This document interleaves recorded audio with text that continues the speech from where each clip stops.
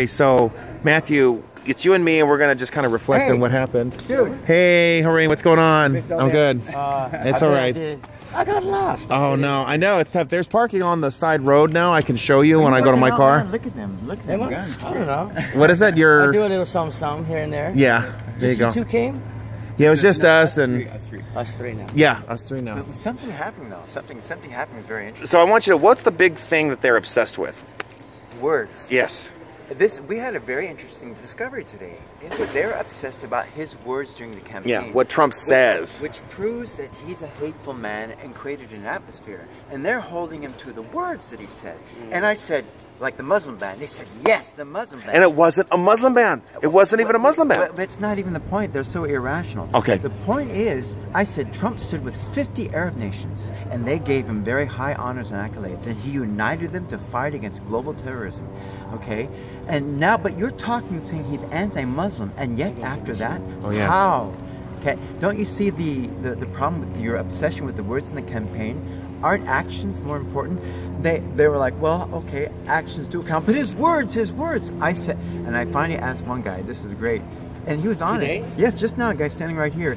I said, if in the end, Trump's reforms in education are stellar, in healthcare, it will be difficult, but if he stops war in the Middle East, if he unites the Arab nations to stop the terrorism, if he accomplishes these things, what will you do?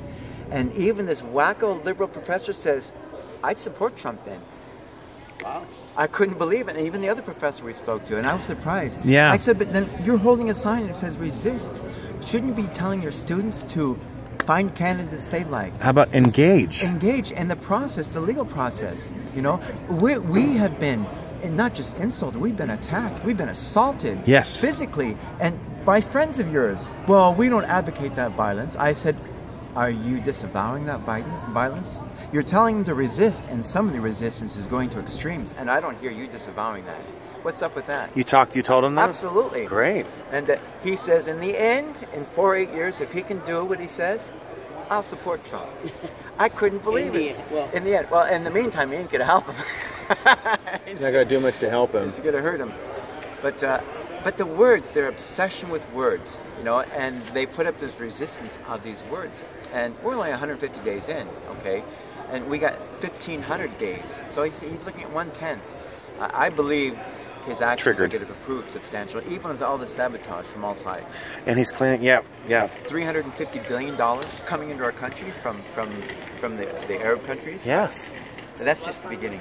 And he's telling them to take the lead on Islamic terror. Yes. And he doesn't go on he doesn't apologize for this country? Yes. Now, he did curtsy, you know, but... Curtsy? When was that? Well, the left pick up that when they gave him the highest honor. Oh, that's right. Okay. Yeah. He bowed, and it looked like a little curtsy, you know. And they were trying to say, see, he curtsies, and Trump, whereas Obama bowed. But Obama was giving them a blowjob when he was bowing. He was down there. He sucked in. Excuse my language.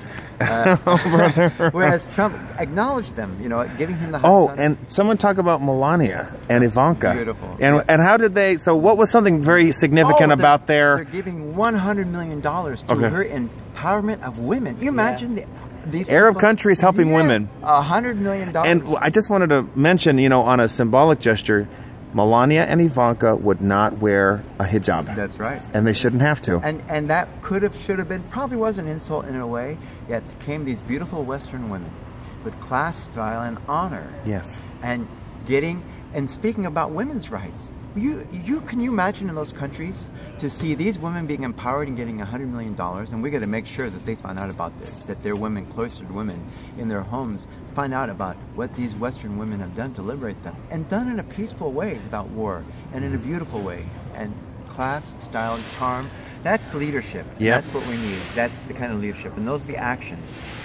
Those are actions. They're not words. And, so we don't, you know, exactly. You know, it all started with Megyn Kelly about the pigs and dogs. But what is he doing for women? Even if he said bad things to a couple women, which, look, I don't condone, heated, vulgar rhetoric, but we've got to look at what he's accomplished. Yes. And I mentioned, last of all, I'll wrap this up, Obama had the greatest words, swelling oratory. People adored him. Yes. They ignored him. Yes. And he ruined communities. He set black communities off worse, and he put this country in a poor light, Yes. unprecedented unemployment and cultural